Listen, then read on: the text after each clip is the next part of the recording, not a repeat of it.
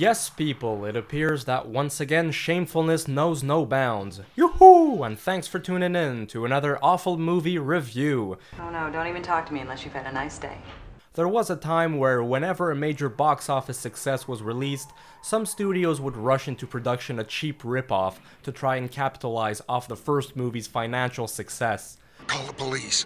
For example, I remember reviewing and absolutely hating Star Crash, a stupid soap opera released a year after Star Wars, plus it was produced by Roger Corman. How shittier can it get?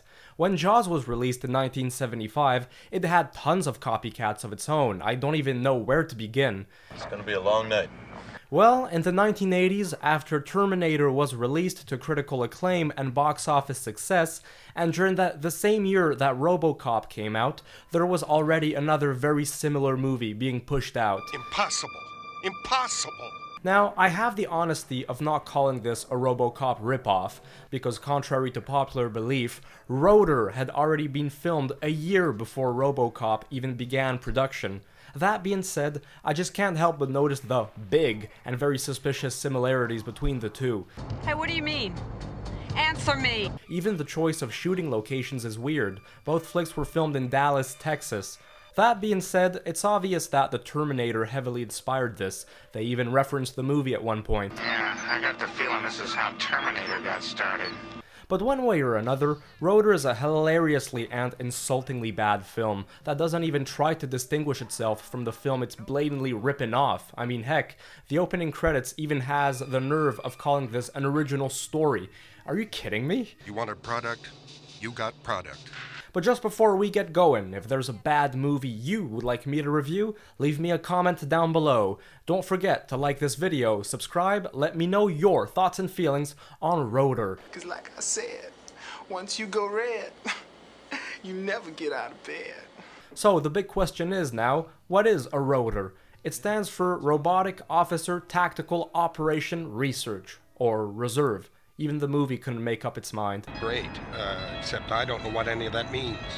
Well, set in the near future, soaring crime rates are plaguing the United States. It's an ultra-advanced society where robots are common day-to-day things. Sometimes it's hard to tell the boys from the toys. Oh yeah, I sure wonder who's the man and who's the robot there. Don't ask stupid questions. This preoccupying situation pushes scientists to create some sort of Robocop of their own to get rid of the scum the hard way. But contrary to Robocop, R.O.T.O.R is 100% machine, and with a porno actor mustache. I don't like it even more. Anyways, there's an experiment in the lab which goes haywire and unleashes a R.O.T.O.R with a real mean streak. It's up to his creator, Dr. Cold Iron, yeah, that's really his name, to stop him before people get hurt. Just like in the Terminator, R.O.T.O.R has some fancy vision. He can even replay events that took place in a certain location. Cool concept. I'm not sure about the colors though, they look atrocious. I don't know why they couldn't have it in black and white, just like Arnold did. Fuck you, asshole. Dr. Cold Iron is played by Richard Guesswine, whose performance is even phonier than the iron guns he carries around. He's gonna wind up giving his horse diabetes if he continues to put that much sugar in. I don't think the producers had two nickels to rub together, because calling this movie low budget would be a real understatement. It's so poorly made that it doesn't even qualify as low budget anymore. What do you think this is, some low-budget sci-fi flick? But it's not just Guesswine. All of the actors are absolutely atrocious, just a bunch of soulless and expressionless characters. In fact, I think the robot was my favorite character. And do you know why? And he's not even a human being. I wonder if they spent the little money they had on this thing. What's equally appalling is the sound mixing. Sometimes the voices of different people don't have the same volume, which makes it sound even more fake and awkward. Of course, this being a mega cheap 80s flick, it wouldn't be complete without being full of cheap synth music which plays constantly. Oh, gross, quit it, go somewhere else. And is sometimes even louder than the dialogue itself. Let's not forget the obvious product placement, which was common for the time. You know it's impossible, don't you? Yeah, maybe. Fans of So Bad It's Good will probably remember R.O.T.O.R for featuring what I consider to be some of the worst stunts ever in movie history. Here I go. We're gonna hit the ground.